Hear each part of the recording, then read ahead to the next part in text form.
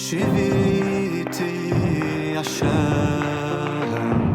ונגדי תמיד, תמיד, תמיד, ונגדי תמיד. שיוויתי השם ונגדי. Welcome to Spirit of the Torah. This is our episode on Lech Lecha. Go for yourself, go to yourself. The third parsha, the third Torah portion of the book of Bereshit, Genesis. And it's an incredibly exciting, epic and meaningful portion. Really, you could say the whole journey of the Jewish people in the world begins in this parsha, and so much of our identity is bound up in what it means to go for ourselves, to ourselves on this epic quest that Abraham, he's not yet Abraham. He doesn't yet have the extra hey, the extra syllable in his name. He is told to go with Sarah, his wife, to the land that the Infinite One will show him. And you might ask, why is he being told to go to the land that he will be shown, as opposed to a specific destination, a place that has a name and that has coordinates? Well, we're told by Rashi, our great French medieval commentator, who virtually everybody else later riffs off, we're told that this is in order to make the place more beloved, more precious in Abraham's eyes. That by revealing the place step by step, gradually through a process of his journey to it, and it must have been a very lengthy journey that he was going on, Abraham and Sarah will gradually learn about the place where they are going to, both in the external sense of getting closer to it as a physical location, and also in their internal world. They, as they come closer to it, will gradually be more and more ready for it and attuned to it. This is a thread that we're going to pick up on in several teachings from Reb Nosson of Breslov, the great student and scribe of Rabbi Nachman of Breslov, who writes incredibly beautifully in his masterpiece, his magnum opus, Likutei Halachot, which is his commentary on Jewish law, on the Shulchan Aruch, the Code of Jewish Law. He writes so meaningfully and beautifully about this quest that Abraham and Sarah are sent on, and what it means for every single one of us today. And as always, I will post links to all the teachings I talk about in the show notes, so you can look them all up, and they'll be in order. So in the first teaching from Reb Nosson, he talks about how the land of Israel, Eretz Yisrael, and this means both the physical land and a corresponding spiritual state, which may or may not be attained by everybody who is in the land, and may be experienced in some respects by people who are not physically in the land. So it's not only an experience of being physically in the land, it's a corresponding state of mind, state of being. He says this state of Eretz Yisrael, of the land of Israel, is a state of ratzon, desire or will, and yirah, awe or reverence. Both of these qualities are incredibly important in Kabbalah. In fact, let's start with ratzon, which we're going to focus mostly on.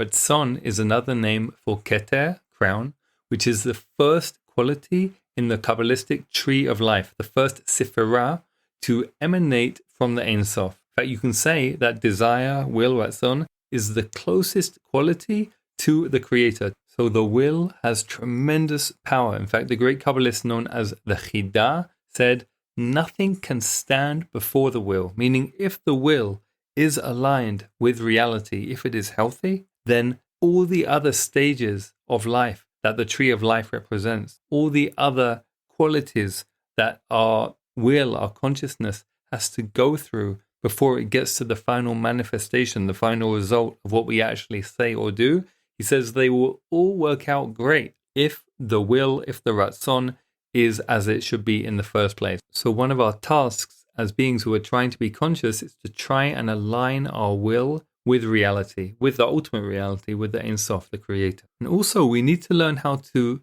cultivate and empower and listen to our will. And how do we do this? Reb Nosson says the way we do this is just like Abraham and Sarah on their quest. We go through many, many ups and downs, trials and tribulations, adventures he even calls them, on our quest to get to where we are going in our lives. This is our promised land, just like Abraham and Sarah, who are being sent to the land that will be shown them. And it's more and more precious in their eyes with every step they take, because they don't know exactly where they're going, but they know they're taking another step towards it. And through all the ups and downs and all the adventures and trials and tribulations they go through, they know they're getting there. So it becomes more and more precious to them and they want it more and more. So in the same way, we are trying to get to where we're trying to get to. But what is that? What is our promised land? What is the place that we should be setting our compass for? Well, Rav Nosson calls it a few different things in these teachings. He calls it our deepest soul root. He also calls it our neshama, our soul, or our highest self. He also calls it the point of truth within, nukudat ha'emet. And he says, we're not just talking about regular emet, truth. We're talking about emet la'amito, the truth of truth. And if you've been listening to this podcast series, if you listened to the one on Bereshit, on the first portion of the Torah in Genesis, then you may remember we talked about what Reb Nosson means when he says the truth of truth, that in Kabbalah, in the tree of life, another name for emet is Tiferet, the quality of Tiferet, which relates to the human heart. And another name for that quality is Rachamim, compassion. And Reb Nosson says that the truth of truth is actually compassion. And he says the truth sometimes can be a superficial truth, which separates people and separates life and does not actually bring things together and create more life. But he says the truth of truth, the inner truth of any situation, of any moment, is actually always a rachamim, a compassion, which creates more life and which brings people and life closer together. So when we are on our quest, like Avram and Sarah, when we're being told Lech Lecha, which means go for yourself, it also means go to yourself. That's what he's riffing off here. Go to yourself. We are going to our deeper selves, to our higher selves, and we're going, he says, to the deepest truth of who we are, which, according to his other teachings, as I said, is actually rachamim, is actually compassion. And he points out that before any breakthrough, any insight, any revelation we ever have, before any success we ever experience in life, by definition, there is a lack of that success. There is a lack of that insight and revelation. There is some degree of darkness, of confusion, and of a lack of awareness, because that, he says, is what makes it a meaningful journey of growth. He says, if we always knew the answer, and if we always knew the destination, just like Avram and Sarah on their journey, if they had always known exactly where they're heading and exactly how everything is going to work out, then he says it wouldn't actually be a growthful experience. It wouldn't actually be a meaningful test which helps us grow, because we wouldn't be going through any real challenge, because we would know in the end everything is going to be great. So even though we don't like it, things actually have to be really, really hard sometimes for us to be able to grow through them, he's saying.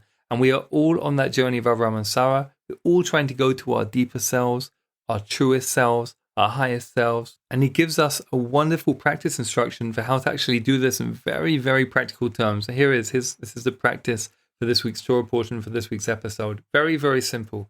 He says, speak truth in our lives, and especially speak truth to the infinite mystery of the Ein Sof. Speak truth to our Creator.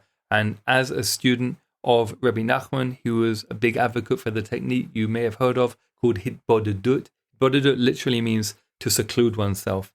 But what is meant in the Breslov tradition is to talk in my own words to the Creator, to use God as my free and always available therapist, as my best friend. In fact, Rabbi Nachman says we should speak to God as my best friend, who is always available, always there, always wants to hear from me, and to speak as honestly as I possibly can, to speak as truthfully as I possibly can. And that means it's fine to say, I don't believe in you, this is stupid, who am I speaking to, this whole thing is dumb anyway, what's the point of this? Or, I do believe in you, and I'm really angry at you. How could you possibly let this happen? How could you possibly create a world with so much suffering in it? And so on. Whatever it is, there are no taboos with Hitbodedut. We're supposed to and we need to say what is really on our heart and really true. And just like with the journaling practice or any other practice where the goal is we open a channel and let the truth come. And the more we do it, the deeper the truth is that comes out. So speak and speak and speak and pour out your heart, and don't think it's good enough just to think it silently. That does not work.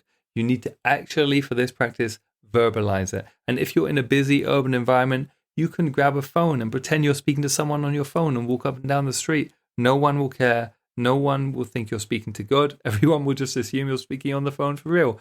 And if you, as I am lucky enough to live close to Jerusalem, and you drive around Jerusalem, you'll see everyone is talking, and half of them, I'm sure, are talking to God rather than actually talking to a person on the other end of the phone, because this is Jerusalem after all. This is an amazing practice and it's so powerful for so many reasons. I'll just articulate one of them for now, which is he says, by speaking truth, even if it's at first, I might feel I'm so confused and so lost that I don't even know what the truth is. And my life seems to be so devoid of truth. He says, by speaking the truth, starting with just the few words that I can muster to say sincerely to the infinite mystery that I obviously have no understanding of and do not understand in any way at all. By just beginning with those few words, those few precious words of truth and trying to keep it going, he says, we create more truth in our own consciousness and in our own lives till our own life, if we keep going with this practice, our own life is infused with the truth. It's saturated with the truth. Truth pervades everything we think and say and do. And that, of course, and he says, if we get to that state where that's what's happening, Ashreinu, we are very happy and fortunate because we are then making wonderful, positive steps forward on our journey, on our quest, just like Avram and Sarah. We're going to ourselves, for ourselves, to our highest, best possible selves, to our promised lands, to the land that God, the Infinite One, is showing us. And that is the goal. So may it be so. May we have a week, please God, of listening to the divine and of hearing the divine in our own words and of sharing those words with the divine such that our whole life becomes permeated with the truth. May we take many steps forward, many wonderful steps forward on our own journeys, help others around us do it too. Shabbat Shalom.